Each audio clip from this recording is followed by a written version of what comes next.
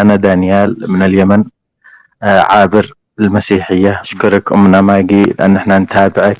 أنا ما عملت إلا المكلف فيه، هتقلي أنت كيف خلصك الرب يسوع؟ أنا كنت تابع لجماعة دينية وشاركت في عدة جبهات في جبهات القتال. بدأت عند العبور أشوف يعني الكراهية والتحريض ضد الآخرين واستخدام الدين قتلهم لإجبارهم على سياسات معروفة. فبحثت أكثر فلقيت أن الدين كله الإسلامي هو عبارة عن دين حكم هاشمي فقط، ليس دين إلهي. فبعد ما بحثت على الرب يسوع قرأت الكتاب المقدس وشاهدت فيلم السيد المسيح، لقيت شيء مختلف عن الإسلام. لقيت المحبة في السيد المسيح، لقيت أنه لم يتزوج 11 مرأة مثل محمد ليشبع شهواته ورغباته.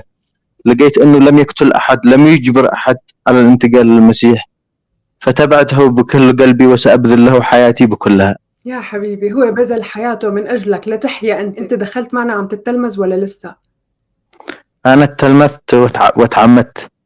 أحمد ربنا في اليمن. ربنا يكمل معك ويتمم خلاصك. شو ما شفت من مسيحيين بيقولوا أتباع الرب يسوع المسيح ممكن يكون عندهم أغلاط، ممكن تكون كنيستك فيها بعض الأغلاط، أنت وثاق باللي خلصك بالرب يسوع رب هذا الكتاب، تعرفوا على حقيقته من هذا الكتاب، لا تتعرف عليه من الناس كلهم تحت سير الخطيئة بيغلطوا.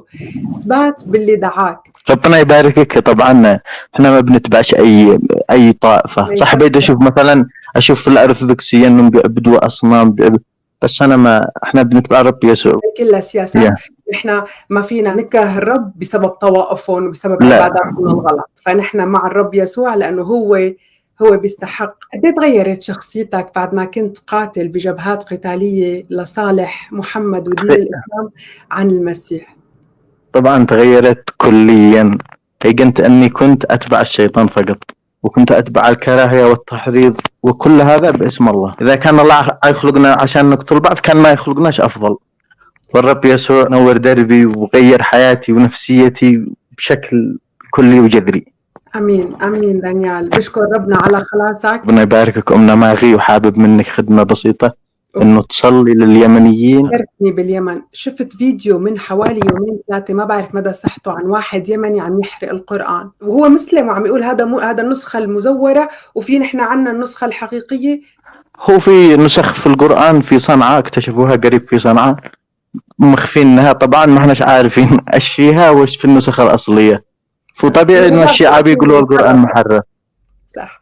طبيعي. ربنا يتمم معك ويثبتك فيه لوقت مجيئه وتكون انت سبب خلاص لكتار باليمن باسم الرب يسوع المسيح.